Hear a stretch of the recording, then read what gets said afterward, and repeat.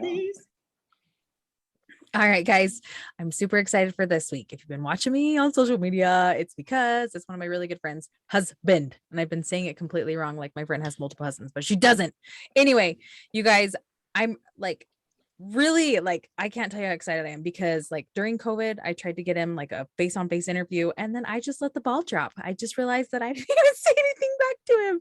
And then I'm like, oh, I got to get him because he has a story that you guys are going to enjoy. I've personally only heard bits and pieces from my friend and I've wanted to sit down with him, but like the human that he is today, you guys, from what I can see and what I've known just from her and from what being friends with him on social media, he's got one of the biggest hearts. Like I'm not even kidding you. And he just loves people who have gone through stuff that he's gone through and he really just wants to serve. We were actually talking about that right before we hit record.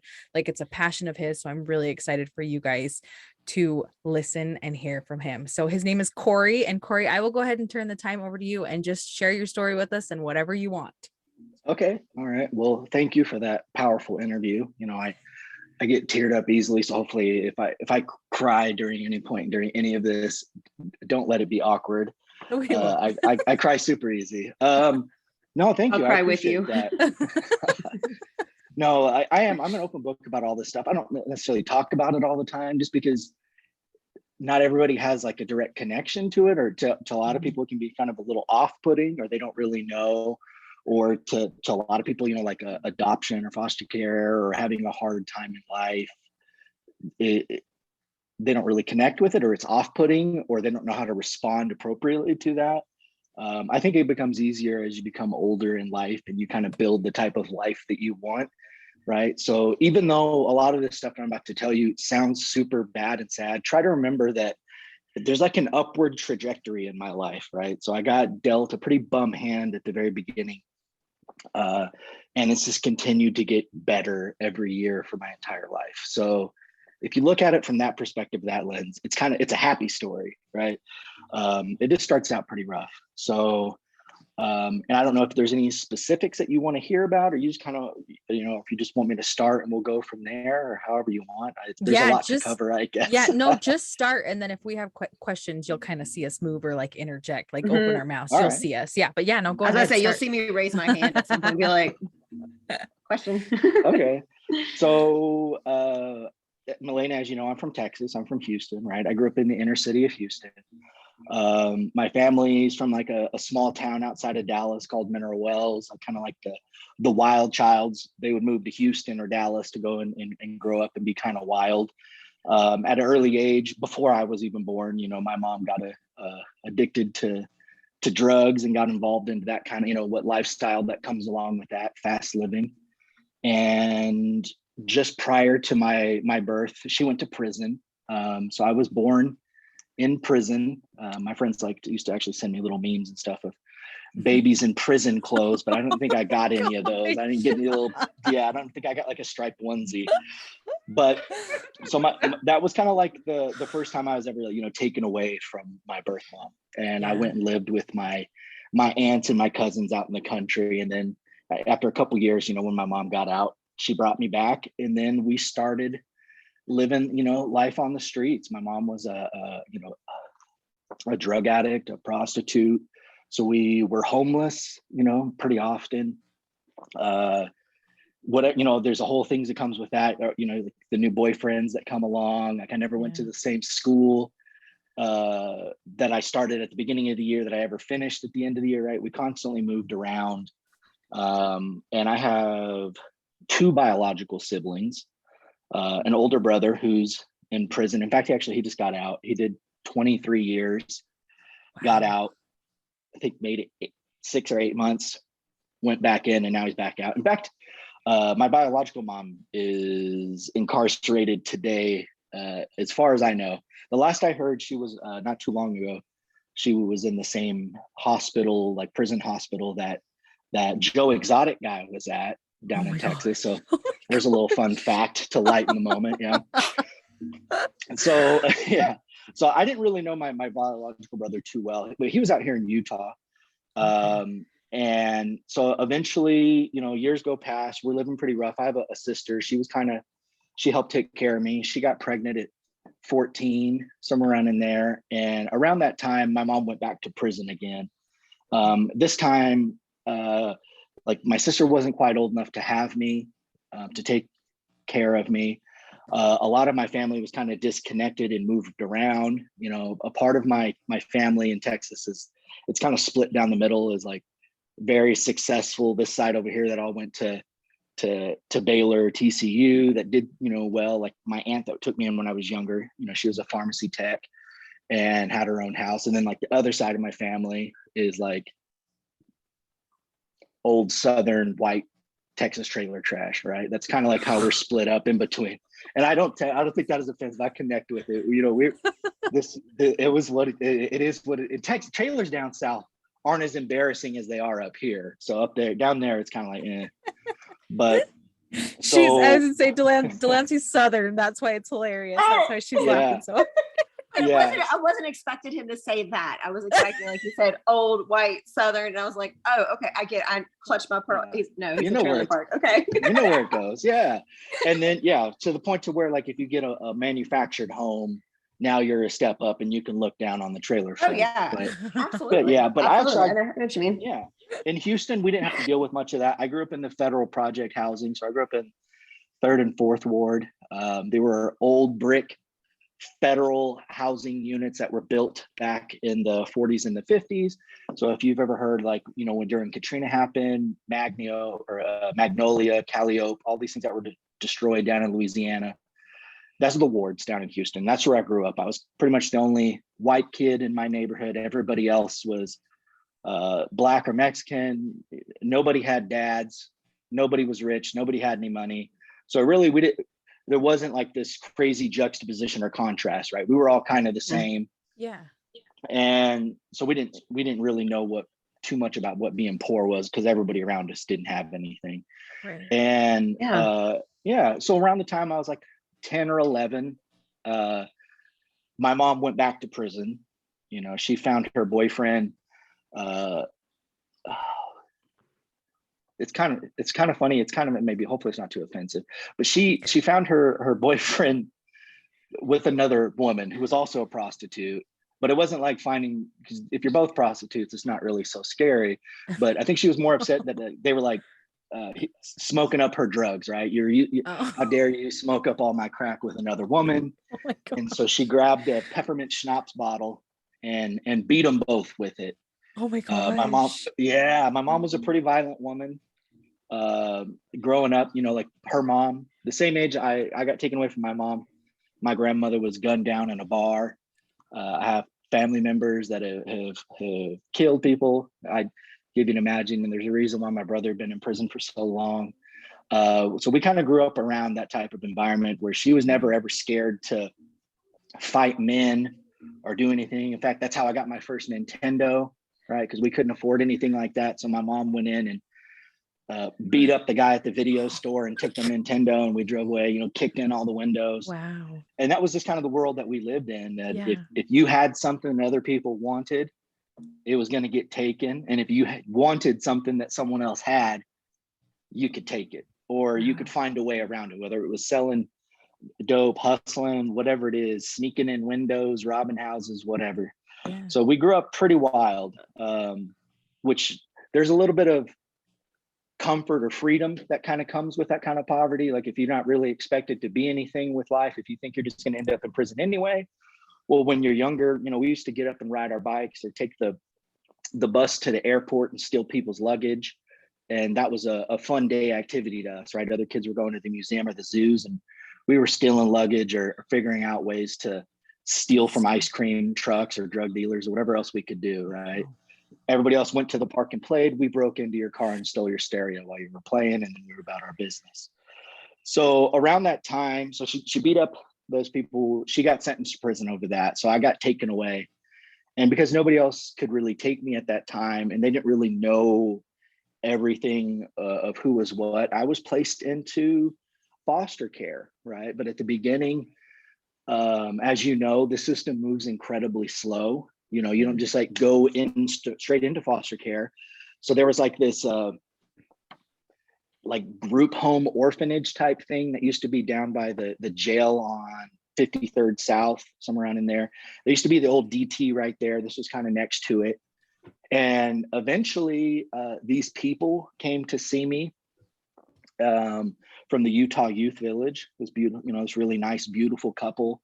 They're tall white people with blonde hair, blue eyes. They looked rich. You know, they were pretty, I was like, wow. And they came to see me, and it turns out this therapeutic foster home was interested in taking me, which that kind of changed the entire trajectory of my life. This foster home trained their foster parents. They paid them very well. It included therapy, included training. And normally they used to specialize in just girls. And then later on, they had a large number of kids that had been sexually molested or had molested others. So it was a pretty therapeutic, intense type of treatment place, compared to around that time, foster or proctor care was pretty much, you know, the parents would go through a couple of weekend trainings, get certified, and the state would kind of house kids there for a given amount of months and waiting for their parents to come out. Interesting. Yeah. So I met these people. And around this time, I actually was brought into court. I think it's probably the last time I seen my mom. Not probably, it was. That they kind of sat me down. It was the same lady that would later go on to become my guardian ad litem until I was 18. And they were like, hey, you know, do you want to stay in foster care? Do you want to go back home? Because eventually your mom's going to come out. It might be a couple of years, but you're going to be 13, 14, 15 around that time. Do you want to go back home? Like, what do you want? And I had the wherewithal at the time that I knew that if I didn't get away from this way of life, this woman in particular, that I kind of knew, you know, what was up for me at the time. You know, I'd never really done well in school. I'd never been to school long enough to do well. I wasn't into reading books.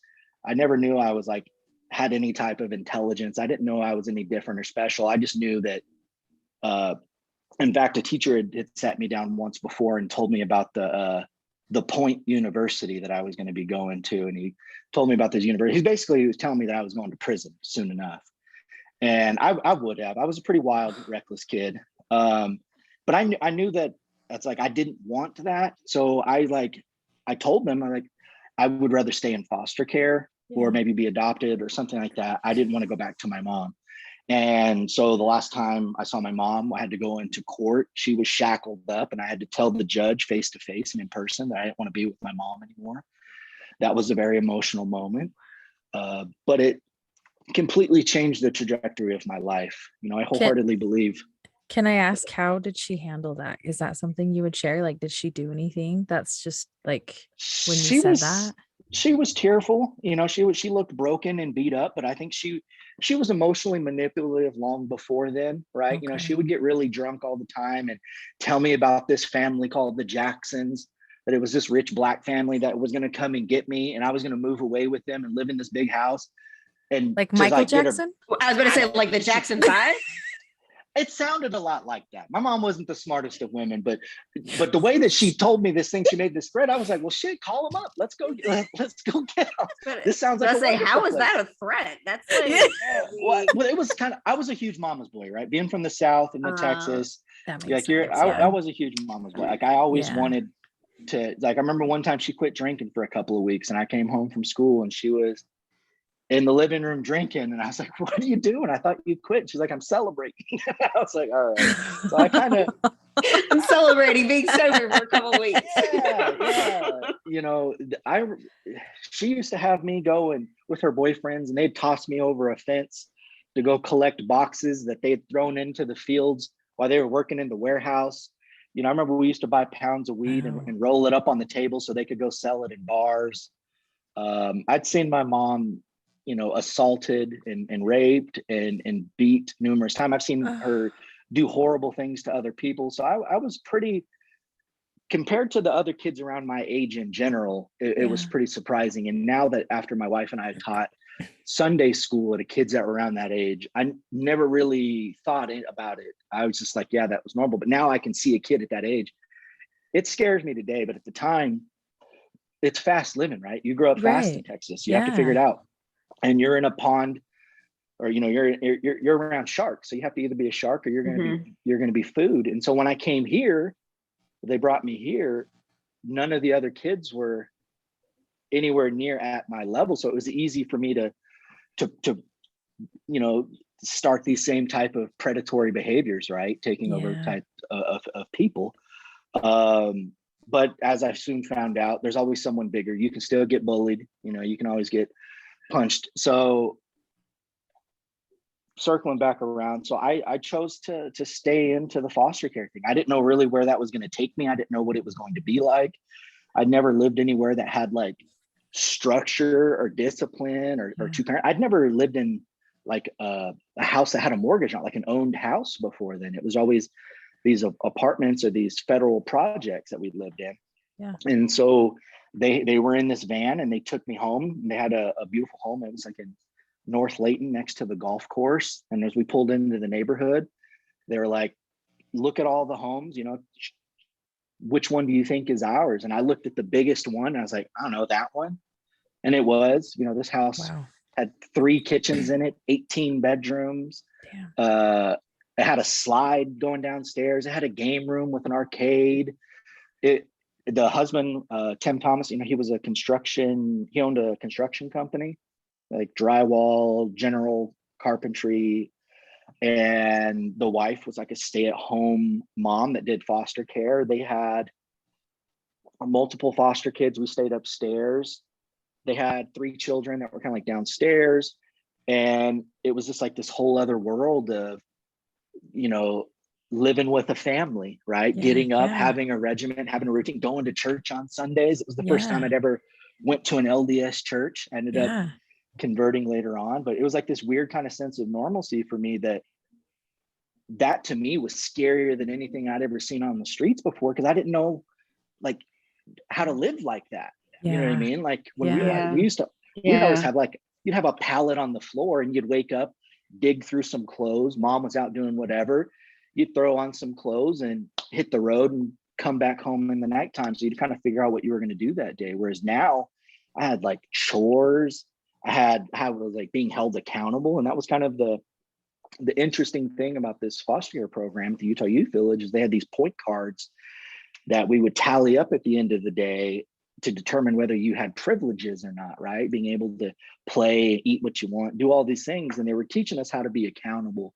And they were teaching us all these skills that we would need to know and learn as an adult later on. Plus they couldn't hit us. They didn't drink. It was just like bizarro world, you know? And I remember the first time, Christmas rolled around and in foster care, as you know, you get donations and then you get a little bit of money from the state. Plus these people were pretty well off. Yeah. And this house was 8 or 10,000 square foot, had 15-foot ceilings. So there was a giant Christmas tree in it. And I walked into the room there in the morning and there was presents 3 or 4 feet high of an entire room. It was like they cleared out a department store. I'd never seen anything like it. So I was like, wow, but I was still very angry, as a kid. I had a lot of problems and I had a lot to prove. I had a massive chip on my shoulder. And then you were putting me around all these other white kids that grew up pretty normal. Right. And I had something to prove. I didn't really fit in with them. Maybe I didn't know the shorthand or what I thought was cool. These kids didn't think were cool. And so you have to learn to be around a completely different class of people. Yeah. So I ended up, and oddly enough, it was in that home that I first met my dad, the man that ended up adopting me years later. Crazy. He was a consultant. Yeah, he came and he had a yellow polo shirt on and he took out a shoelace and he laid it on the table. And he was telling me about every time we make these choices in life, they're just little bitty choices. But if you change one end of the string here, this other end can get skewed really, really, really, really fast. And I've remembered it to this day. But at the time I was like, yeah, whatever, bozo, I'm going to do what I want. And so I was like, yeah, that's real deep. That's probably great information. I'm still probably, but so I would run away. So I would stay in the system until it would seem too much. And then I would just I would run away. You know, there was one time me and this Polynesian kid, I think it was hiding in there because he was supposed to testify in some murder case. And so we ran away, hopped on a train, stole bikes out of a garage. You know, we would just do whatever. The same thing, we'd go steal stereos, sell them for weed, steal bikes, sell them, whatever we could do until we get busted by the cops. And then we would be back in. So I have a file back in the back of year analysis and things like that I'd failed when I was like 11 years old or 12 years old, 10 years old, because we were out just thugging. It was just kind of like trying to force someone to be something they're not, right? So you build up this pressure and it would bust and we'd run away, and then you'd come back, you'd be in really a lot of trouble. But eventually they found that I ran away so much that maybe the easiest solution to that is to like move me down to southern Utah, where there isn't anywhere to run away to, right? Really? So yeah, it was like Orangeville around in there. All these kids were Hicks, and it was weird. The bus ride to school was 45 minutes in the morning. Oh, wow. All these kids cared about was like farming and wrestling and shooting deer and stuff. I grew up in the inner city. Like I'm scared of horses. I love animals, but like horses I don't care for. Things like I just didn't know anything about that life down there. And it was a really rough time for me down there. Yeah, these people, I remember there was a kid down there it was called San Rafael Junior High. And this kid used to bully me. And I remember sometime I was like, well, what does he do? Does he hit you? And I was like, well, no, not really. And he's like, well, does he say mean things to you? I'm like, no, not really. And I was like, well, then Cory, how is he bullying you? But this kid was like a wrestling champ. And so like the entire PE class, he would fold me up like a pretzel and choke me and bend my legs and bend, you know, everything you'd ever seen in the WWE, he would do to me. But he never actually punched or hit. So there was like no marks, and it looked like wrestling, except for there was only one of us wrestling. I was just getting bent up like a noodle. Yeah, it was pretty wild. So I was down there for a little bit. I started running away again, doing the same thing. And then eventually this one foster home was like, you know what? The foster mom was a little out of it. She's a little out there. She's kind of a gregarious person like me. She's an extrovert, and she really liked hard cases. And so they moved me in, and they had 5 or 6 other foster kids at the time. They had their own kids. And that was the couple, that's my parents. That was the people that ended up adopting me. Later on, after a few years, some stuff happened. We could probably circle around into that. That was pretty heavy stuff, but actually, screw it. Yeah, so what happened? Yeah, you can't just you can tell us. Right. What we can happened. circle back. No, now, Okay. now. Well, it turns out, I just hope that nobody sees this, especially because I care about my siblings a lot. No, I get No, that. that's So fair. that's fair. I have 18 brothers and sisters, so you Oh, guys wow. know. I have I didn't 18 know brothers and that. sisters. Yeah.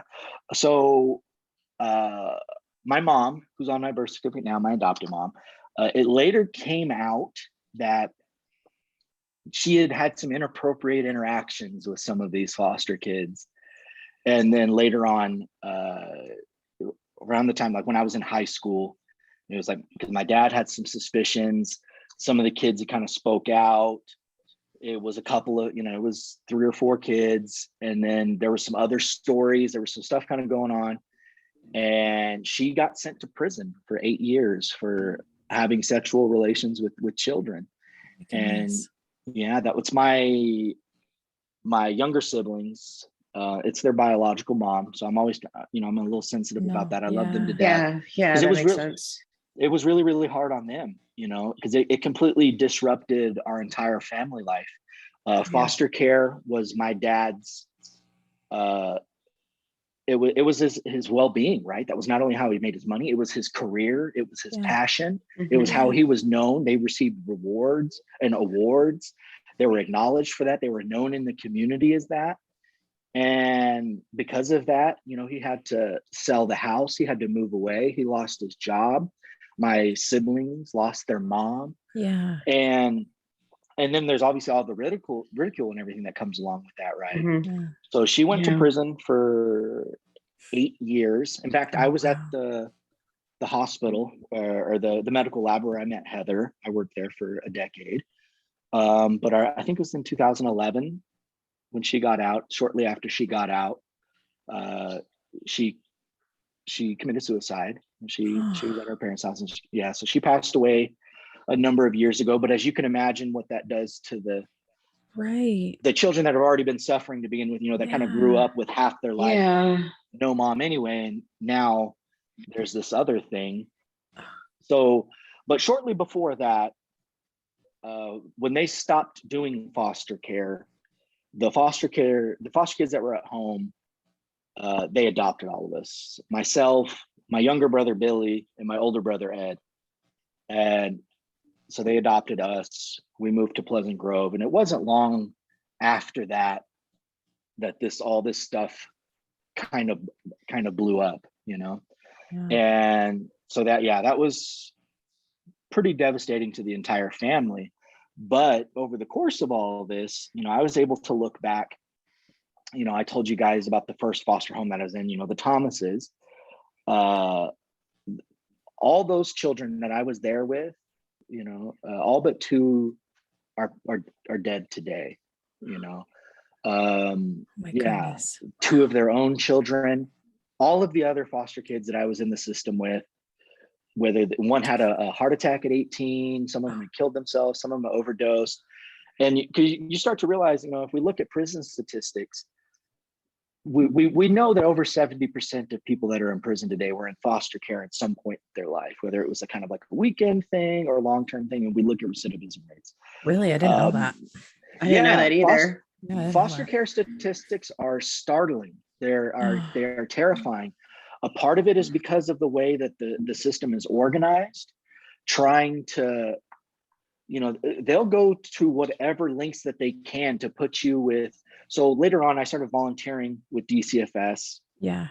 Working with, because I got all jazzed up. I had a little bit of time, had a little bit of money, had a little bit of status, and I wanted to fix some of these issues. So I started working with the programs and trying to identify some of these issues. And they would go to crazy lengths to place these kids that were in wonderful foster homes with like a single aunt in Washington that they'd never met before, right?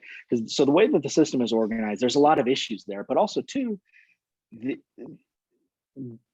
can't take some of these kids that have extreme issues and physiological issues, and then you have the mental health issues that are created by exposure to this kind of trauma, right? And then place them in just a foster home, be around a normal couple or a normal family, and expect for everything to get better, right? Yeah. You're taking something that's damaged and planting it in a new garden. It just doesn't automatically thrive.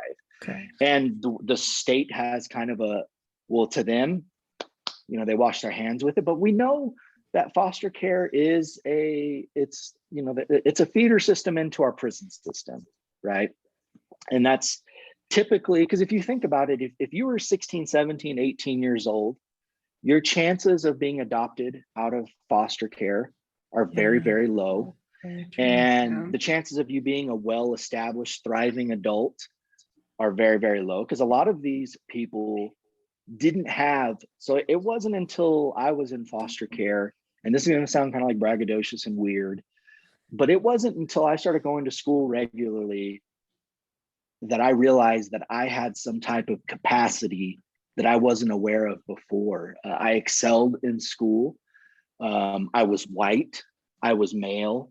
I could speak well. I had a normal amount of intelligence, and I thrived. And all of these things make a huge difference if we're looking at the social marketplace of kids that either want to be adopted or that can be adopted and that can go on and live a normal life. I always saw education as a way out or an away from all of this, because I could kind of see the sum of all the parts, the common denominators, from the people that I saw that were really successful and the people that I saw that were not, right? There was some kind of religious component there, not drinking and smoking, education, all of these things add up.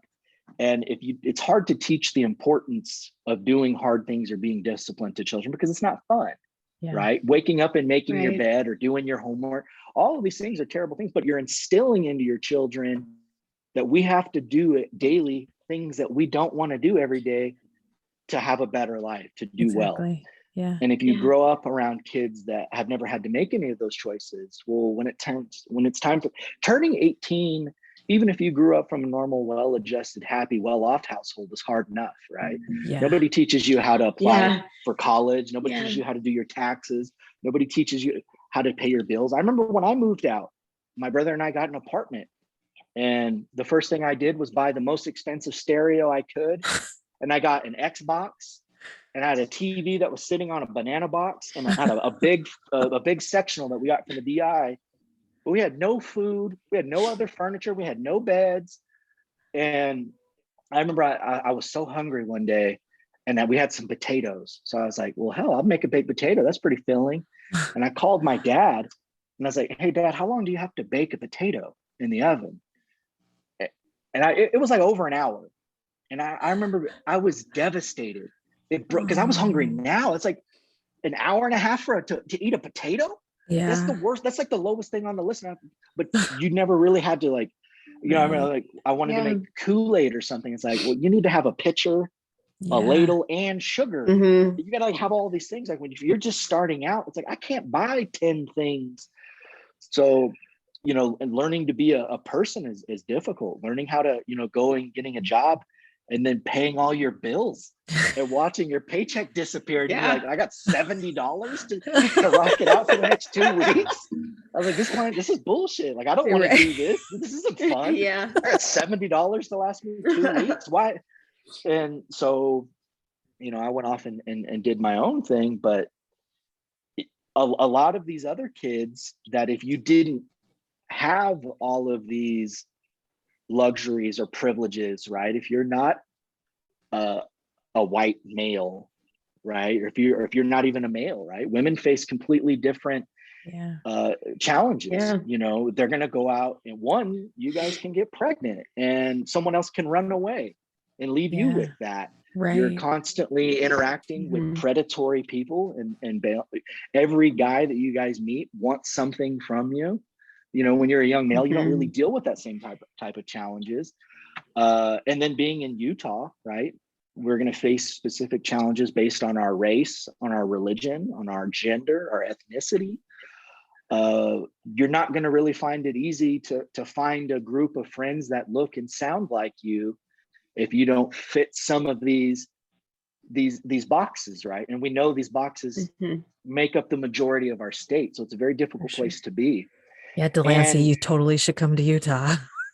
Yeah, where are you at, Delancey? Or you're not allowed to say. Oh no, I'll say I don't mind. I just moved back to Mississippi from Alabama, and I don't know if Utah can handle me, to be quite honest. We're built different down here. We're built different down the south. Yeah, it is a different life. It's southern living's a whole other thing. Well, so it took a long time for me to take my wife back down home, and because I had to kind of explain to her, if you look at historically these places, there is an outlaw culture, right? Yeah. Where even if like the whitest, most normal, successful people, there's still a little bit of hesitation of calling the cops. You know what I mean? There's still, or they don't like the cops, or everybody has kind of like a hustle or an angle, or, you know, people out here may not know about selling food stamps, whereas to you, there's two different sides to be on that. You're the person either selling the food stamps or you want a discount on your groceries, so you're buying food stamps. Go ahead. I'm gonna be honest. I was gonna be honest. I didn't even know people did that until 7 years ago. I learned that because somebody, and I so I probably should preface this. I was raised by I call them a waspy family. Yeah. like completely Mississippi, but it was wasps. it was kind of, we moved here when I was 15. And so like my dad's originally from New York. My mom's originally from Florida. So like Florida, North Carolina, all over the South and stuff. But I had no idea about things like that until I lived in Alabama. And I had friends because I'm nice to everybody. I make friends with everybody. It's just how it works. And then I had a friend of a friend who was like, hey, listen, if you give me, and this is the wildest thing I've ever heard, if you give me $100, I can give you $200 of groceries. And I just looked at him. I said, that doesn't math. That doesn't math. That doesn't work out. What do you mean? And they're like, listen, just give me $100 cash. I give you $200 of groceries. And I was like, I don't understand what that means. And then my friend goes, they have food stamps. They need the $100 in cash. They'll give you the $200 in groceries. And I went, I feel like that'll get me in trouble. So I'm going to say no. Like, but then they explain to me, they're like, but apparently that's like a thing. That's normal. Like that's a thing. Yeah. I had no idea. That's been the Like, exchange rate for 40 years, you know, because when we were younger, we would get booklets of paper food stamps and they looked kind of like Monopoly money. They were colored. And so you could go down to the market and you see the exchange outside. There was, there'd be a guy posted up and he had his thing because he would sell them, you know, so that everybody has a little hustle. Everybody has something going on it. And we see those Chinese exchange rates all over, all kinds of things, right? I don't know if you guys have ever heard about like the spam gangs in Hawaii. You know, spam is used as a currency out there. Oh, I didn't know that. Tide laundry is used as an exchange and a currency. In prison, you know, like there for so longest much right time. now. Yeah, I find this stuff fascinating. So, wait, what were you gonna say about prison though? What about in prison? Yeah, what was that about prison? Well, there for longest time, you know, in prisons, you know, cigarettes and what do they call them? Zuzus and wham whams, you know, like honey buns and all this other stuff. That's like their currency, right? These things have a specific value. And society has kind of things that pop up that are ingrained into it. And as we change and criminalize or decriminalize certain other things, which we're starting to see in California now, if you like in Hawaii, they decriminalized or made it was below a misdemeanor to have retail theft under $500. So you could go in and steal quite a bit of spam. And in Hawaii, it's like a currency. And in down south, now in baby formula for a long time. So you can go around and walk around your local Walmart or your grocery store and you can identify these objects because you've always wondered, you look at them like, why is this in a lockbox or why is this behind the counter? Especially, you know, like baby formula, right? Baby formula is very expensive and it comes in a very small thing. So this is long before all the other frauds. But as a kid, we had to learn all of these things. You know, all the stuff that the fraudsters do now, we used to do as a kid. Like I remember going through the garbage can or the parking lot to find a receipt. And then we would go around the grocery store, grab the stuff that's on the receipt and take it to customer service and get the cash back or get a gift card. You know, getting stuff at the bakery and walking out the front door. All these petty crimes, there's a large portion of America that kind of runs on that, right? And just like we know that there's a large portion of America that are functioning addicts in some way or another, right? There's a lot of people that come home and have a bottle or two of wine or a 6-pack of beer or a pack of cigarettes, or they take a couple of Xanax, or they take these things. So we live in a society that where a lot of this flies under the radar. And I just kind of grew up around maybe the more extreme end of it. I've always been fascinated by society, by human development, because I could see my own trajectory. So that later on, you know, that led to me getting the educations that I have. You know, I have degrees in human development. I have family, community, and human development. I have social work degrees. I have minor in pediatric clinical research. I don't know if because you just got your master's, right?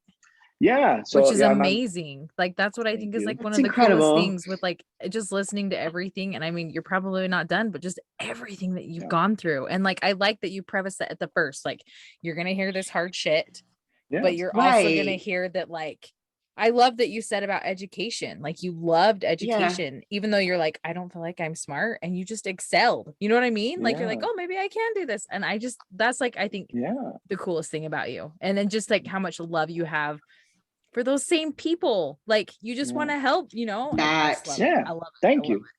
No, that was that's how dumb I was. Is I didn't realize that I was smart. You know, I'd never like read like a couple of Goosebump books, and I could draw really well, but I didn't. But I was always the problem kid in school. You know, I was always getting suspended and kicked out. Like I never thought about I was always the kid that would figure out a way to cheat or to rig the system or to get out of it or hustle it. I was taking these street skills and coping mechanisms and applying them to ways to get over on people. And later on, I realized I started college at 15. I saw that there was some value there, that if you worked really hard, that you could recoup this investment. And so, I worked at the medical lab that's where I met my wife. I worked in autoimmune immunology for 10 years. My wife got her degree while we were there.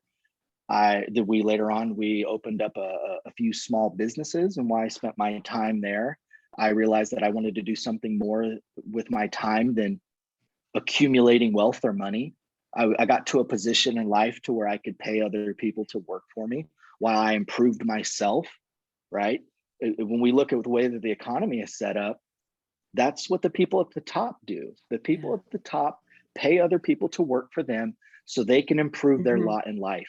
And how do you improve your lot in life? Learning how to read and write better, speak better, network, and move your family into better neighborhoods and areas. And that's what I saw and could extrapolate from that. And that's kind of what I mimicked. And so later on, so I started volunteering with DCFS, supervising visits from them. I started working with the Guardian Ad Litem's office, the Utah Attorney General's office. I ran for city council. I started working with the Hopi Indians down in Arizona. And I started volunteering as much as I could. And I found that I had a passion for that. And through that, because I never thought I would become a therapist, a clinical therapist, a social worker, any of these other things. That's kind of what my dad did. And I never even thought about it. But later on in life, I was able to sit back and realize that I am where I am today because all of these people, this whole group of people decided to forego wealth, as you know, unless you have a graduate degree or higher in social work, not a very financially rewarding career. Yeah. Working as a guardian ad litem is probably the lowest paying thing you could do with a law degree. Being in foster care, not terribly rewarding for the parents financially. So there's all these things that these people are pitching in because they have a huge heart and a huge amount of love for these kids. And that benefited me. And I was able to really see the value in what they did and how rewarding that must be to weed through 100 kids that are going to basically be thrown away by society in some facet or another, or be subjected to either manual labor, low-paying labor, prison, welfare, all of these things. And they're going to be a part of the cog in this system, and they're not going to really be able to have a fair and equal opportunity to have a decent life, and I think that's a completely different argument that we don't need to get into when we talk about equal opportunity. I'm more about, not necessarily equal outcomes, but equal opportunities, right? Everybody should have a fair chance to go after the type of life that they want. Yeah. And it doesn't have to be the big house on the hill driving the Mercedes. That's not what a lot of people even want. Just to be able to pay for your family to live somewhere safe and eat good food and do the things that they want. You don't have to travel to Europe just to have a normal vacation. Exactly. And so I started doing that. And because of my medical background, I spent the last 2 years. The first year I spent at the LDS hospital in the behavioral health unit, which is the psych ward, right? And they have an access center downstairs, which is a really unique concept. It's a mental health access center, which I think there needs to be a lot more of them. And I just spent the last year. Go ahead. What is a mental health access? Like, what is that? Oh, so the access center is a mental health Instacare, right? So say your daughter has a cut, a bruise, a cough, something that's just below the emergency room. Because we know that, again, there's a certain segment of society, typically the bottom 5, 10, 15% that they're the highest utilizer of the medical system because they don't really make appointments. Their life isn't really set up for scheduling an appointment 2 weeks or a month from now and transporting. So whenever they have an issue, they just go straight to the emergency room, which is incredibly expensive. Yeah. And it's time consuming. So we have all of these Instacares around, if you ever have the flu or a coughing going too. Right. So the access center that they have at LDS Hospital is a spin on that. So as you come in, you make an appointment, you come in, the nurses take your vital, they do give you an intake appointment. They get a happening of what's going on, and then you sit down with a clinical therapist like myself, and we do what's called the biopsychosocial assessment. We get an accurate reporting of what's going on with your health, your mental health, what are your needs outside of here? What are your, your social needs? What's going on with your work? What's going on with your housing? What's going on with your relationships? And then we can make referrals to treatment there. Or say if it's a crisis issue, we can get you into the hospital. If it's a trauma issue as well, or if there's an emergent issue, say like you're suicidal, we can admit you to the psych unit upstairs. And it's this whole kind of system, this funneling. And we see a lot of the indigent population. We see a lot of homelessness, and we see a lot of crisis, right? Because if you can imagine, and I'll kind of get into that here in a bit. So I spent the last year at the emergency room at the University of Utah Hospital. It's a trauma 1 center. So we see everything. Trauma 1s, 2s, and 3s, you get life flights, all that stuff going in.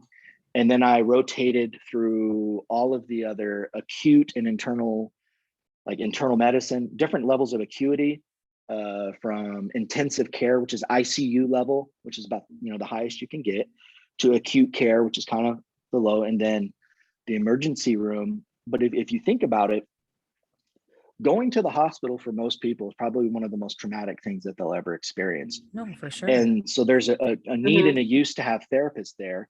But also, say, for example, if you've been sexually assaulted and you go to a hospital, that's a very unique experience as well. That's very traumatic. Or if you have a pregnancy and your child passes away, or one of your children are sick, there's all these things that happen within a hospital that doctors and nurses aren't really appropriately trained and able to handle or equipped with, right? They can handle the medical needs, but they can't handle the rest of that. And so I've kind of have delved into that, because I understand and I see how society feeds into these systems, right? Where there's certain issues and illnesses that are more common depending on your, socioeconomic status, your race, wherever it is, your culture you're from. So now I'm going to be going down to the 4th Street Clinic, where I'll be spending the next couple of years preparing for my doctorates there. I'll do my postdoc and my residency there, do some more research. And that's a wonderful clinic because it's free. We see people right off the street. We have a dentist, we have doctors, nurses, psychiatric APRNs, behavioral therapists. We have a pharmacy, and we can see everybody under one roof at once. And so if you're living out of a hotel, or if you're schizophrenic, or you're homeless, just even getting to, I can't tell you how many people that were opiate users, and that we would have them on Suboxone or Naloxone or Subutex or Methadone, where some of these things have to be administered daily, right? Like methadone, or we can't send these people out with 2 or 3 weeks worth of a script, either because they can't handle it, they'll sell it, or we can't really trust them with it. But they don't have a primary care clinic to receive this treatment. So we're going to see very sporadic issues.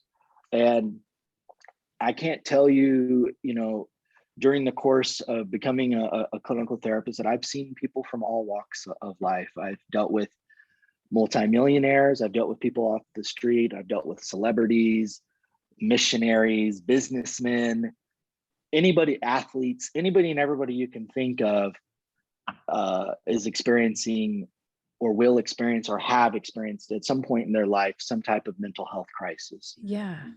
And all the things that surround that received. And this is a hell of a tangent we went on. We went on my childhood to this, but that was we do that a lot. Yeah. Well, these Par are all for the interlinked. course all the time. No, yeah. Well, because they're all intertwined. We're all, for example, absolutely. Like my brother, that he committed a horrible crime.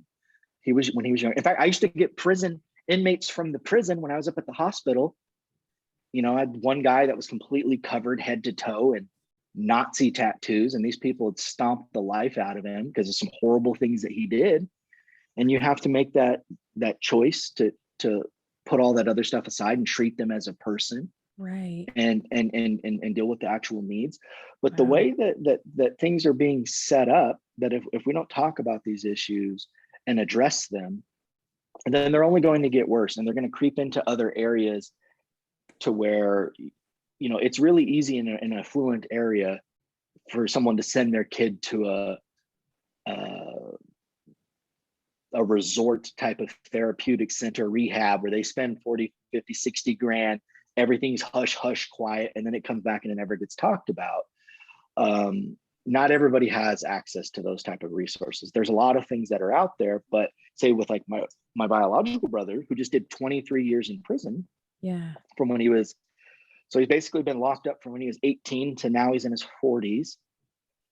And then they release that person out into society. How do we expect that person that's never really used a cell phone, a computer, the internet to integrate back into society, just even on a functional level, right? Just to go about their daily life, let alone you stick someone in a box surrounded by criminals and predatory people of the worst type for 2 decades.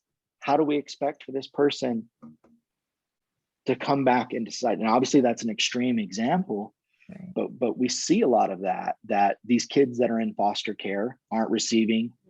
Again, that was kind of I didn't really touch on it much, but at the Utah Youth Village, that therapeutic component, which sounds to you and I like common sense, isn't really all that common, right? And we see it with adoptions. I don't know if you guys remember, when they're putting holds on Romanian adoptions, because these children spent time as infants in a large room, not getting any personal contact. And we started seeing higher instances of sociopathy and psychopathy and dangerous kids that you would have to lock them away from other individuals, And again, another extreme example, but these kids are being taken away from their families at all different types of issues and ages, and they all have different levels of development. Not every kid is on the same developmental path as the next.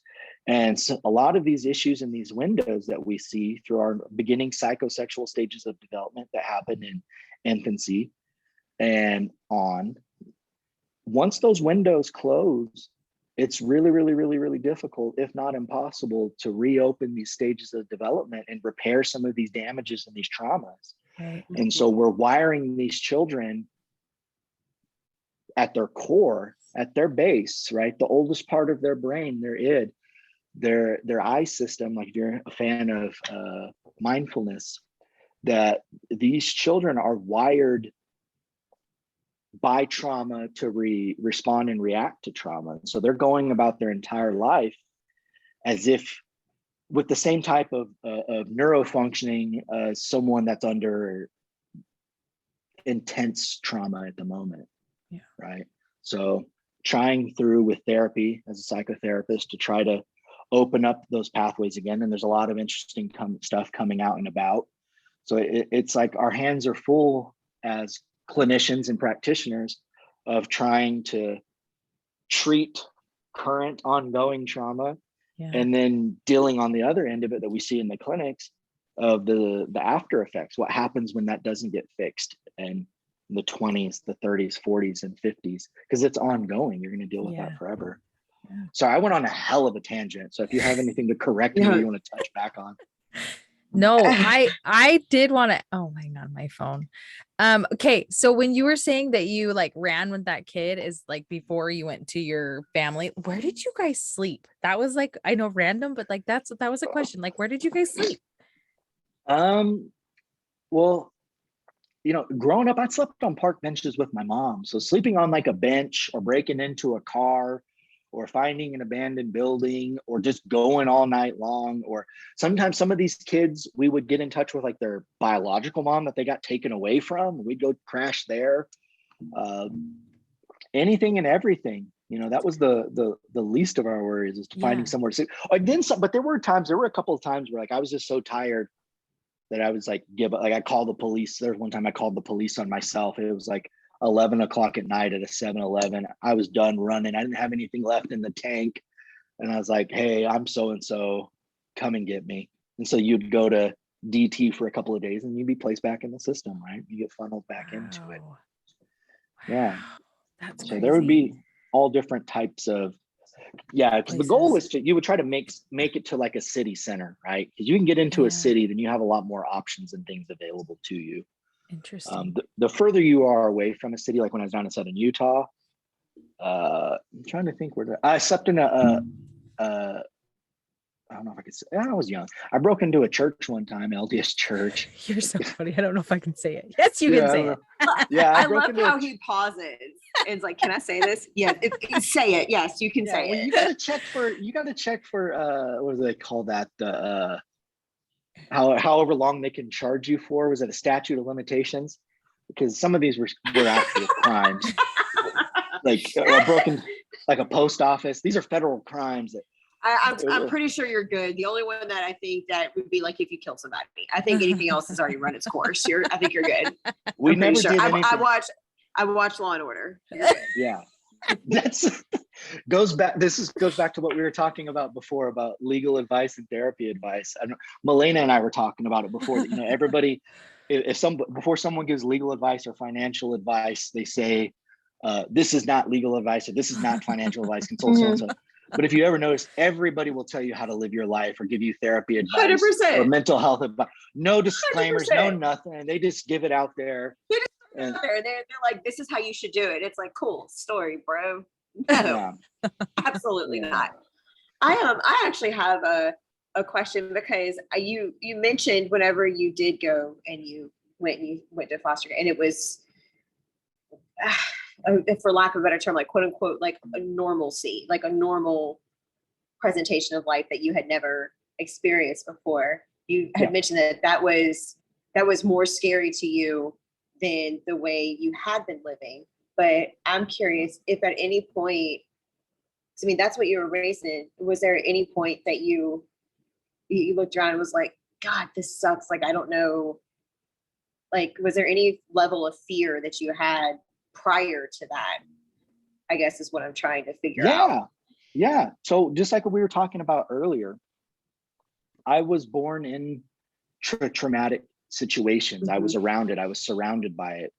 Growing up, before I was 10, I'd seen multiple people get killed in front of me. I'd seen people get beat up. I'd seen people get stabbed and raped. I've seen houses burned down. I grew up around really extreme situations and circumstances. And so, you're going to have a physiological and a mental response to that, right, to trauma, to crisis. But what ends up happening, and we see it now, is you kind of normalize that in a way. You don't normalize it with your neurochemistry, right, but like the way that you respond to it. So even still to this day, I can be in really traumatic situations and really intense situations in an emergency room or in a clinic, and I don't respond to trauma and intensity like other people do. Like and the way we would. Yeah. Like how we're listening to your story. Yeah. And I think there's a lot of other people out there that maybe didn't grow up in extreme circumstances. If you're a trauma surgeon, you become desensitized to that and you figure out a way to deal with it. But it always comes back, right? You're going and neurochemistry and physiology and mental health, there's no free lunches. Yeah. Everything has to, it comes to the surface eventually, and you're going to have to deal with that, whether it's going to be panic attacks, mental health breakdowns, inability to connect with other people on a deep emotional level, and an inability to be vulnerable. So I was scared all the time as a kid. Absolutely. Because you would always see new things, but I didn't have any outlet or anywhere to express it to, you know what I mean? Like you would, growing up you cry as a little boy, like call you a little bitch and tell you to shut up. Like you're not allowed to. You laugh. I'm like sad because I have little boys. it makes me laugh because like the way he said it, like he kind of he like looked around at first to make sure it's what it is. Can say it, and then like he said it, but it was almost like. Go ahead. I'm sorry. No, like getting bullied. Like my mom's response to it wasn't hug, nurture, let me call the principal. Yeah. Right. She taught me how to put a rock in my hand as an equalizer and punch someone in the mouth. She taught me how to fight, or if I lost a fight, or if you get to do, the punishment was always worse than whatever you would have faced in that fight, right? I learned really early on at a young age, because I wasn't the biggest, toughest kid around, that getting beat up's not really that bad. But where I grew up, if you didn't fight, that was always worse. Then now everybody's going to pick on you, or you're known as this in the entire neighborhood, or your mom's going to make you come face that kid again, or have you ever heard the quote? There's a coward dies 1,000 deaths. It's the same thing, right? Like if you, because and these rules that apply oddly enough to the same prisons that these kids end up going to eventually, that they don't really understand diplomacy or working out emotions. You just know that. So like you'd get picked on once or twice. I said there was the kid of a large Mexican kid that used to have his last name sewn into in felt letters in the collar of his shirt. And he would come and pick on me with 3 of his friends. And my mom told me, like, tomorrow, you're going to find a rock that fits into the palm of your hand and put it in your pocket. And at lunch, when he comes up to you, before he says anything, reach into your pocket, put the rock in your hand, and you're going to punch him in his mouth and nose area as hard as you can. And I was terrified, but I knew that it was either my mom was going to beat me or this kid was going to beat me. So you respond to it. I reached in, I hit him in his mouth, and his buddy ran away, and the kid started crying. And I just sat there like amazed, like this worked. And probably the worst possible thing you could teach a kid, because now you're teaching a kid to choose violence and be proactive with violence than you would anything else, right? It's a terrible lesson to learn. But at that time, and that's why it's always so difficult to see kids get bullied today. That just recently here in Bountiful, there was a young Black girl that committed suicide because of the bullying that she received. She was 12 years old. One of the friends of our families, their son just passed away, and it was a young boy who, I think he hung himself, and his little sister found him. Oh my and gosh. So it's like these are extreme examples that it's like, man, I'm not grateful or thankful for the experiences that I had as a kid from things like that, but I am grateful that I learned other ways of coping and being, even though they weren't necessarily the best. Right. We didn't really succumb to that, because I don't remember anything like that happening when I was younger. I think but also we didn't have, cell phones and Facebook and all these other ways that now everybody can see. Just like we talked earlier before, everybody around me was poor. Nobody really had a dad. So it wasn't like hopping on Instagram and seeing these other kids that have with dads, $1,000, that have $1,000 outfits and every toy you can imagine, calling you poor. It doesn't really, cut so bad. But also too, everybody was dealing, I wasn't unique in having to fight, at school. When you're younger, that's just what it is.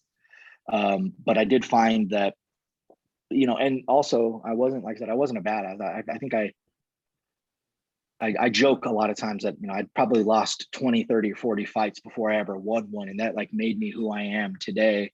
And I believe in that. It's like getting beat up, not really that bad in the grand scheme of things. It really sucks in that moment, but is it better than you still get to live tomorrow, right? And that's true. And you can use it as fuel to later on when you're struggling in school or struggling in your relationships or struggling with your businesses.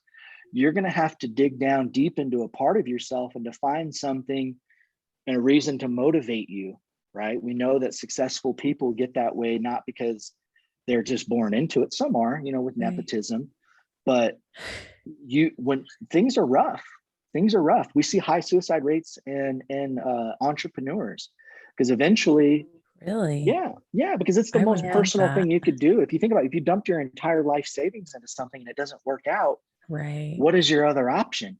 And they hit the road. And in finance, it was kind of a joke there for a long time, but at any point in time, you're going to have to dig down deep into yourself and find something to motivate you that wasn't there before, because there isn't a Save a Milena Foundation, right? When you're having a bad day, people don't just show up at your door and pump you up and hold up signs and get you through that day. You have to find something, and watching your kids struggle, or whether it's your relationship, your finances. We go through so many difficult things on a daily basis or a yearly basis, or whatever it is, that we have to find something. And for me,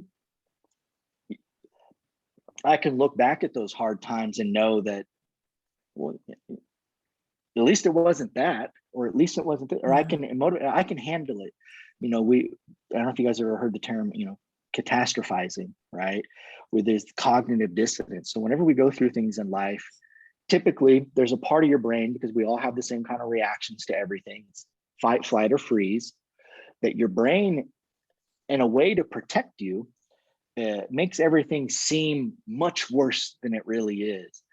And it keeps people stagnant or away from facing issues directly. Successful people face issues and they get it done with today or soon, rather than letting it hang over your head and not addressing it or ignoring it for years. It's where it pops up later. And by catastrophizing it, it gets us away. It allows us to run away and build up something because it's scarier than it is.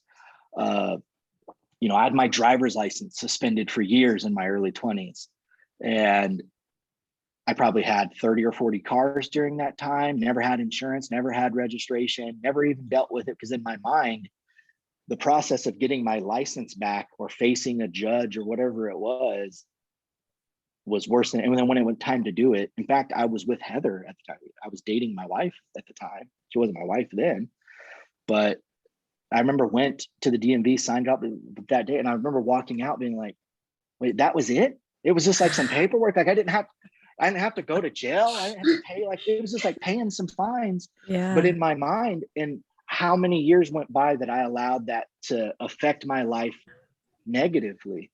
Right. We go in therapy, we talk a lot about the concept, and I've mentioned it several times recently, that the concepts of suffering and pain are connected. Life is pain. None of us get to escape pain in life. We're always going to have a loved one that passes away, or we're going to have to deal with rejection, or we're going to fail at something. And that's okay. That makes, we can deal with that. But when we choose to not accept that pain and avoid it, then we bring in this other thing called suffering. And you can suffer for years, and the suffering is always worse than the pain. And we get to choose, there's a concept called radical acceptance. It's the concept from DBT, dialectical behavioral therapy, that you don't have to be okay with it, but you can deal with things and go through hard times, because we are very resilient as people. And that's the wonderful thing that I've seen with treating a lot of these younger people that come from these difficult circumstances, is these people that deal with addiction or that have dealt with extreme poverty or abuse, they develop these coping skills and these mechanisms to become resilient. And if you can redirect them or refocus them, they can become incredibly powerful. These drug addicts, heroin addicts, have to come up with a new hustle every day to get money to use. Yeah. If you can redirect that and refocus that, you can harness that, and it's incredibly useful. A lot of people that have had very traumatic and difficult upbringings and surroundings are very resilient people. They can do jobs like I do now, right? That I have this certain set of skills that weren't necessarily, they weren't innate. I wasn't born with them. I developed them. Yeah. Whether I didn't know I would use them later on in life. But so again, this is another tangent. As you can tell, I picked the right career because I can talk forever. I love it. I do too, because so me and Delancey talk about a lot of, like, when you see, I mean, and you probably have a different view of it, but like angry people on the internet so much, and you can see how they're, yes, they're going through something that they need to work through and they need to understand. But I love how you said you can choose to sit there and suffer, or, you can choose to do it. But I love that you're helping people get through that, and you really are so good at it. And like you're saying, your traumatic experiences have shaped you to do that, because there's a lot of things that you said. Of course, me and her are both like, oh my gosh, or oh my hell, like, oh my God, like, and for you, it's just kind of like, I want to help this person, like, because I've been, how you were saying, kind of, and I don't want to say desensitized, but like, you don't react it's so how. Like, it's such casual conversation. Yes. Like you're explaining it in such a casual conversation to where I mean, like Melena said, we're both going like, as a Southerner say, like, clutch my pearls. Like, oh my goodness, like, what just happened? But at the same time, I have an appreciation, because it is such a casual conversation. It is such a, you're talking about all ends of the spectrum. And I love the fact that you go on tangents. We go on tangents all the time. I love it. I'm here for it 100%. But it's almost, it makes the conversation engaging and approachable, so that even though we both were having those reactions, moments, we're still so engaged to listening to you explain everything, because you are making it such a casual conversation. Like, I wanted to hear so much more. And sir, where were you like 7 years ago? Because everything that you just said, I'm like, God, 7 years ago, I could have used like every single thing that he was just saying about how it's not the end of the world. It's not gonna be like this stupid little piece of mail that you're looking at that you refuse to open. You're not gonna, you know, it's not gonna end your life. Like, just open it or just face whatever. Like, I think I could have used that 7 years ago. Is all I'm just gonna say. Yeah, that's no. just like, get a tax bill in the mail and see how you react. Right, as soon as you hold it, nobody gets a letter from the IRS and gets excited. You can feel that tension. You can feel that anxiety, because you know that the moment you open this up, they're going to hit you with a bomb. And you can just as easily toss that to the side. And all of these concepts and components I've had to deal with personally in my own life. And I was able to overcome a lot of these things and become what I see in my eyes as a very successful adult. I love my life. I love my wife. I love our relationship. I love where we live. I love your wife too. Thank you. I love, we love what our bank accounts look like. We love how we live, what our daily life looks like, because this is the life that when I was younger, I never really knew existed. And once you get to this point, you realize how much less stressful it is to live like this. I have an older brother that's still dealing with chronic homelessness and alcoholism. And it's just, you just want to grab him and shake him. It's like, dude, it has to be so difficult to go through everyday life like this. But at the same time, I've been able to do a lot of these things because not only one, do I remember what it was like for me when I was there, and I can make it casual, because I don't genuinely, even no matter how successful or different or skewed away from that demographic I become, I don't see any of these people that, like when I see homeless people coming in off the street, I don't see them as any different than I am. Most people are a couple of paychecks away or one or two traumatic life events away. And I saw that at the psych unit. People that you would never think. In fact, my first ever patient that I ever lost was a trauma surgeon and a professor at the university. And that was very traumatic for me. I came in as an undergrad therapist, not even a therapist, in training, doing my undergrad practicum there. And I went in and one of the questions on the biopsychosocial assessment is, have you ever experienced a traumatic event? And he was like, well, I'm a trauma surgeon. So yeah, every day. And I remember I felt this big, like I was like, okay, well, we're done here. I'm going to get the hell out. How am I going to help a surgeon? But when the reality is this guy was on the tip of the spear in life. He was hyper intelligent, hyper vigilant, hyper disciplined. He succeeded at everything he had his entire life. And then in his 50s, he went through a traumatic event and it unraveled him. Because again, we talk about these coping skills or these mechanisms that we have. They're not innate, they're learned behaviors. So if you haven't had to learn to deal with rejection, failure, crisis, and trauma before, other than maybe in the framing of other people, dealing with other people's, right?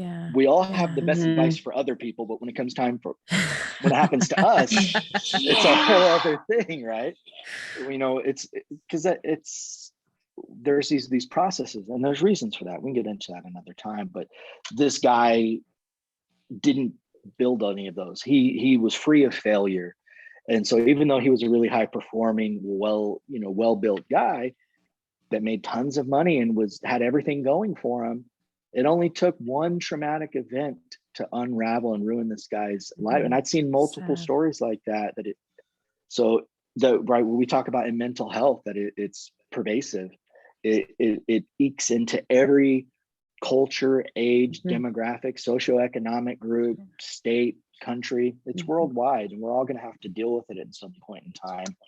And now we're starting to make that turn. to where mental health is not as taboo to talk about. People are reaching out, people are getting help. There's funding being put. We have telehealth. We have all these other options that are being made available, which I think we're seeing the birth and a resurgence of something that we've been working on for many years, that people are going to find ways to utilize it. Because for the longest time, it was like vision and dental. There are certain markers and concepts that we use to measure growth and adjustment from like first world countries or class groups. And for the longest time, you know, like you could tell by someone's teeth, dental work, things like these other things that were kind of, they were extra. Yeah. Right. If you had enough money left over at the end of the month, maybe you could get braces, or maybe you could get your teeth whitened, and some of these other nice glasses, frames, that I don't think mental health should be seen as a luxury or elitist. You know, it should be available to a lot more people. And it's not, sadly. It's starting to get there, but when you see what a good therapist charges $150 to $200 an hour, and they're weeks, if not months out, or you may not be able to see them at all. And it breaks my heart, you know, as a therapist to see that. And that's why I chose to go down to the clinic. And I think more people, and I think a lot do, whether it's lawyers, doctors, clinicians, whatever it is, that people should always set aside a certain amount of their time to do pro bono work or to reach out. Because we see that, you know, if we actually plotted it in grad school, that put it on a map.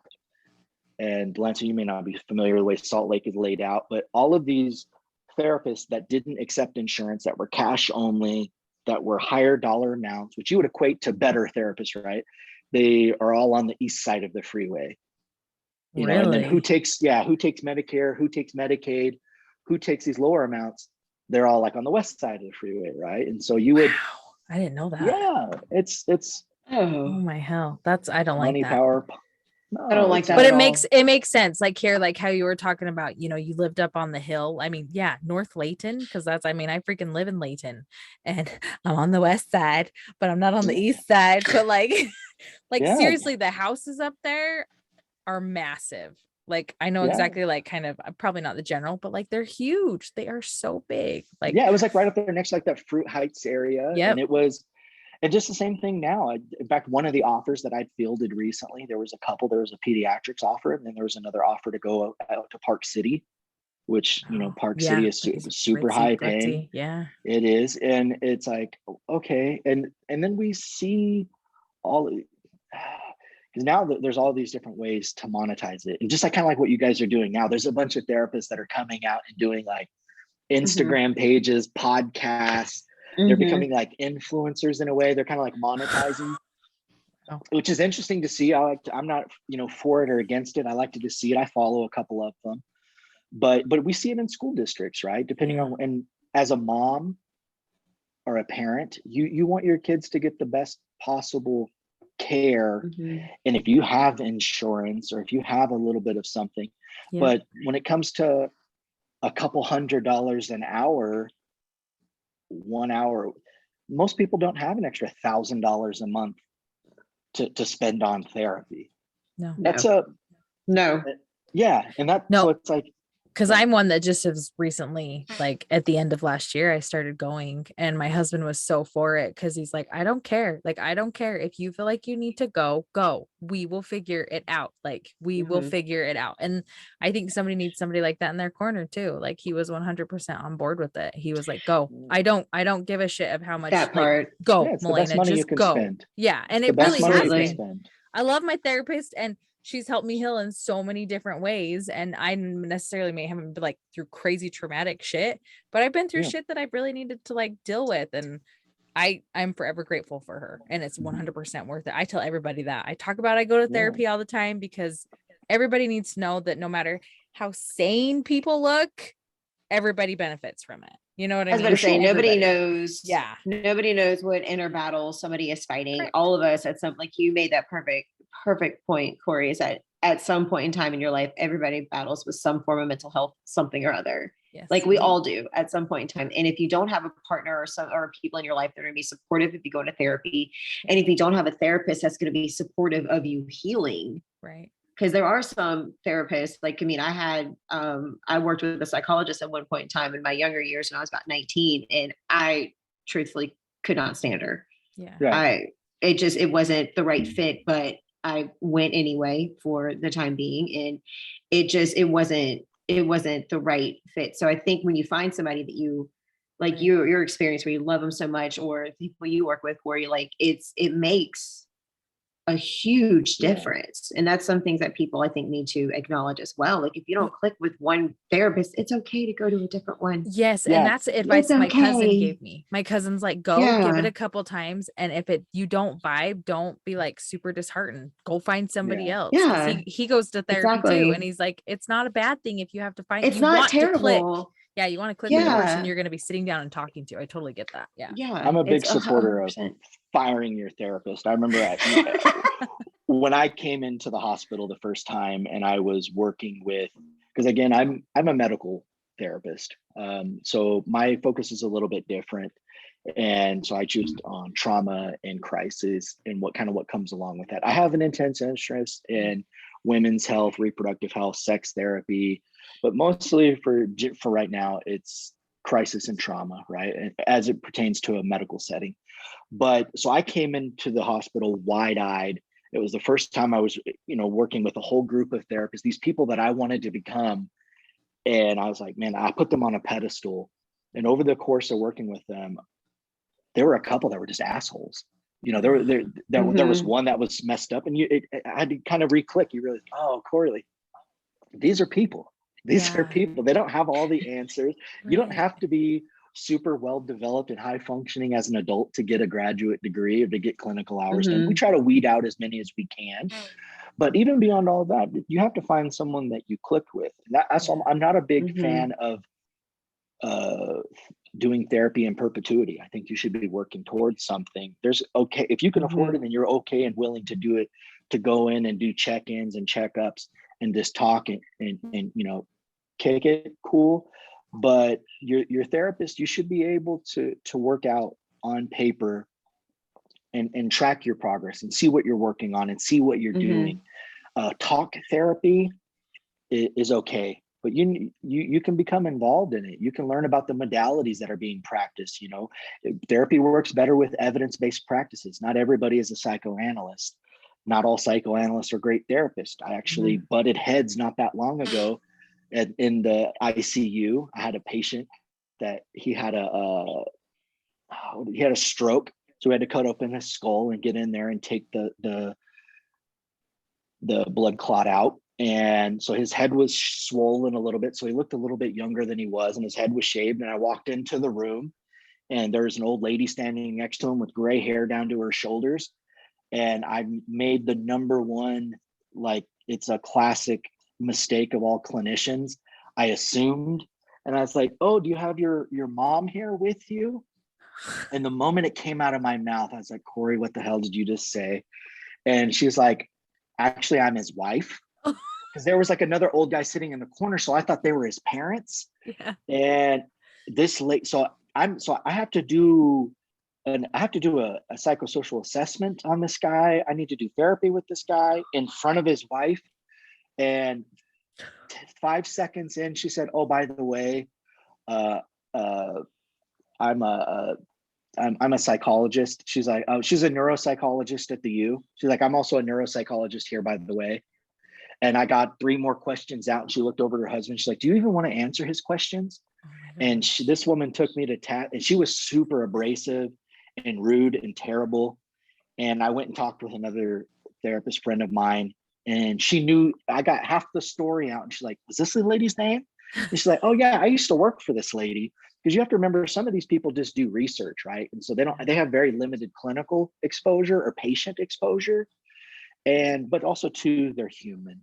And so you can be a nasty human and do all kinds of different jobs. It doesn't, it doesn't matter. But also, I think you don't have to be a fantastic therapist to make a difference. I think obviously too, if you find someone that you click with, that you like, you're more likely to go. And I think the easier that we make all of these treatments, making it closer to your house, whether it's Zoom, all of these things, the the more accessible it is, the more conducive you are to using it. And the more you use it, the more successful you're going to be. So even if it's not the greatest therapist, if it's someone that you like, and then get involved, learn about the modality. Are they practicing an evidence-based practice? Learn about what it is. You can get these things. These aren't books that are only sold to me. Maybe don't go in depth on the DSM stuff. Learn about some of this therapist stuff. Brown. There's some wonderful books on this stuff that are out there, and you can learn it. And you don't have to be a super perfectly tuned person to succeed and do well in life. You can be a work in progress and make do and get by and improve and develop and increase your capacity as you grow. I know that was with my case. Milena, my wife very well. And she got me when I was young and struggling and had all my own stuff to figure out, and we built it together and figured it all out as we went. She's always had nothing but mad love for you, though, every time we've talked about you. And so that's why I've always thought you're like one of the dopest humans, because just the way, just hear everything. Like I said, I've never heard in depth. She's told me bits and pieces, but I know she loves you like crazy. And that's I just think it's awesome. But one of my favorite things too that you said, probably my biggest takeaway is that everybody's human. Like how you were talking about that guy who would get the shit beat out of him in prison because of what was on his body and the things he had done. But you going into it being he's a human being. He's a human. He's a human. As hard as it is for people like us, when we see that, we're like, oh yeah, ew. That's what you have to remember, that he is he's still one of God's children. It doesn't matter. Exactly. God still loves him. You know what I mean? As hard as it is, And people have capacity to change or be better or do different things. Yes. Yeah. Sorry, exactly. And I was gonna say, they do compassion, they can change. They are human. Everyone deserves kindness. Right. Yeah. Right. As much as we don't always want to give people kindness, everybody deserves kindness because they are human beings, and sometimes human beings just suck. But that doesn't mean we can't be kind to them. It's true. That specific. And sometimes being kind means just. Well, yeah, you have to remove yourself from it. That guy, I don't want to, but that guy sexually assaulted and murdered 2 little girls. And that's going to change. Or I've had people in my ER that were just fresh from recently. There was a one-way driver that got drunk and got on the freeway and killed a motorcyclist or kills several kids. And then they come in and you got to deal with it. But your job in that moment is not to address that, right? We talk about activating traumas and dealing with things. And unless we can deal with it or address it right then and there, then there's no point of even unpacking all of that. Or, as you become a therapist, you change. One of the most important things that we do is we go through several classes that are called reflexive classes. And it's the most uncomfortable stuff that you'll probably ever do, because you have to learn to identify all of your biases. And we all have them. We all have these things that make us tick, that we don't like about other people, or that maybe that aren't that great about us. And you don't have to necessarily change them, but you need to be aware of them so you don't do harm or damage to another person, because we all have some type of xenophobia, racism, classism, ageism, all of these things that go on. There's something. Sexism, there's something. We all have something. And until you really see it and hear it in practice, you don't realize. And then so as we get older, that's the benefit, right? Milena, you're a mom now, and you and your husband do well. You're able to take time, money, and resources and put it into yourself. There's no other real part in time. And it's really unfortunate, because a lot of these younger people, they don't have the time, money, and when it's probably the most useful, your late teens, early 20s, you could use all that. Most people don't really have the time or the ability to go after those. And then also too, your brain isn't even developed enough to be introspective or reflective enough to really look at who you are as a person. And I think some of the best moments from my life is when I came later on, when I thought I was the shit and I had everything cracking and going on, and you have to tear that facade down and look at what you don't like about yourself. What do you think you could do better? Or you find a spouse, right? I love my wife more than anything. And so when I put things into the lens of that, the perspective of that, how can I be the best spouse, husband, provider, supporter. I realized that I was lacking in all these other different areas. So as you learn to acknowledge and see those things about yourself and improve those, then every area of your life starts to improve. You get a better relationship. You do better at work. You do better in life. People want to be around you. And health, success, and wealth are those are the most attractive things, right? If you get those things clacking, people are going to want to be around you, and they're going to want to listen to you. And then now you have these responsibilities to be that good influence on other people. And hopefully you can recorrect some of those. No, we both had a taste. We both had a taste of that when we've gained followers and people. It's crazy. And like, it's crazy. It's definitely crazy. People start asking you like your opinion and your thoughts and like what you think. It's just like I don't have it together, but I'll tell you what I think. And it's okay to say you don't know, right? It's all the time. In grad school, you learn very quickly that all of the things that you think you might know a little bit about, you really don't know a whole lot on. And you can't just like, hey, let me do a pause and then go do a bunch of research and then come back to you. And then sometimes it's okay, just like, I don't know. I don't know. And advice is a weird one, because obviously everybody's going to ask you for it. Very few people actually use it, but everybody will hold you accountable to your advice, right? If you give crap advice, they'll tell you. But if I could tell 100 people how to be successful in business, or 1,000 people, and 1 or 2 will actually ever do it. And I wasn't even that successful. I have friends that are super, because there's no cost to hear it, right? So if I ask you for your expertise in something, I can listen. It didn't cost me anything. There was no price or weight, or it didn't take any amount of effort to hear it, and you can blow by it. But it's that's the hard thing, right? We deal with in therapy. We have all the we can tell someone how to do it, but that's not what real therapy is.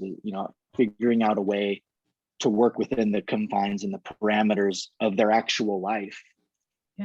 If someone has a drug addiction and I tell them to show up to this clinic every day at noon to get methadone, that's not really a solution. If you don't have a car, you don't have money, you don't have a driver's license, or you have a job that you're working every day. Well, that's a shit piece of advice, right? Like, that's not going to work. How can we work around that? No, it's so true. No, seriously.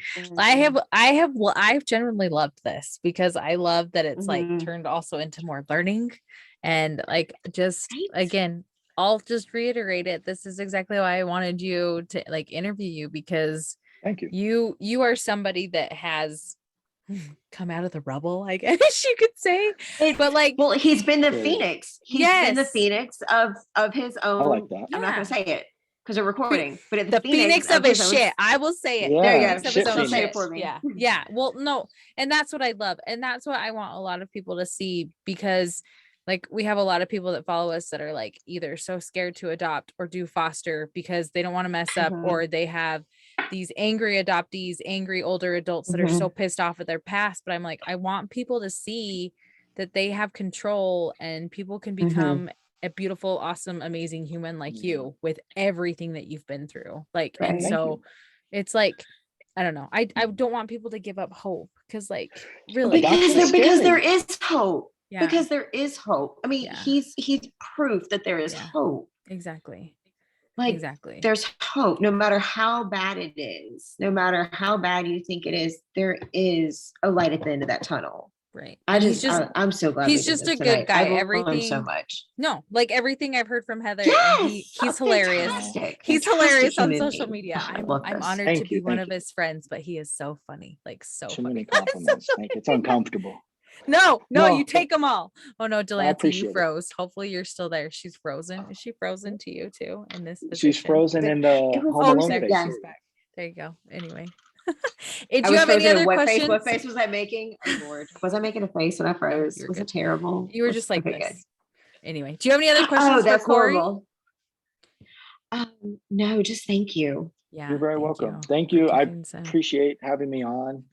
No. Sorry I didn't like set out any kind of talking points. I was a little No. all over the place. No, No, that's no, how this it was- is. We everything. appreciate it. We are more This about was- just this was having real perfect. raw conversations. We don't want anything Mhm, scripted. absolutely. We like the real and raw because it's real life. Like we can sit down, Mhm. talk It to is someone. real. It's real life. And it's more conversational that way. It's not robotic. It was very, I just appreciated every bit of this, every single bit of this. Yeah. Well, you're very welcome. Thank you for having me on. I wish you guys the best of all the success and all the listenership. I hope you get to deal with all the problems that come along with that and more viewers and fun stuff. I don't know. Like I said, I had a little YouTube channel there for a while. Some of my videos got quite a bit of views, and I still get phone calls at all hours of the night and all the days from people from all over the world asking me like questions on how to fix their Honda Civic. So I hope you guys get all that. I hope it's going to be wonderful. I know. And I think That's awesome. it was really wonderful. You guys are fantastic. So thank you so much for having me on. I No, appreciate thank you. Thank you. We so appreciate it. Thank you.